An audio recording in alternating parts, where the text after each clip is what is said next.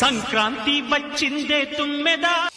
Hello తమ్ముడు, నిన్న పండగ షాపింగ్కి వెళ్ళాము. అవునా? అయితే పండగ షాపింగ్ అంతా అయిపోయినట్టేనా?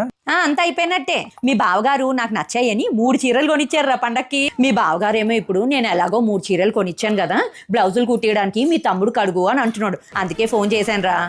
బ్లౌజులకి ఎంత అయితే? మొన్ననే అమ్మకు 2 బ్లౌజులు కుట్టించా, ఓ 400 అయినాయి. నీకు 1000 రూపాయలు అవుతాయి. సర్లే, జీపే చేస్తాలే.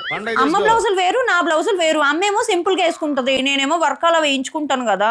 ఇప్పుడేమో ఆ 3 బ్లౌజులకి అడ్వాన్స్ 10,000 అడుగుతున్నారా. ఏంటి అడ్వాన్స్ 10,000?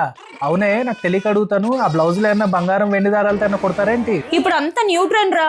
ఒక బ్లౌజ్ మగ్గం వర్క్ అని, ఒక బ్లౌజ్ మిర్రర్ వర్క్ అని, అలా డిఫరెంట్ గా వేసుకుంటున్నారు కొత్తగా. ఒక్కొక్క బ్లౌజ్ కి 10,000 చప్పుడు 3 బ్లౌజులకి 30,000 అవుతారా.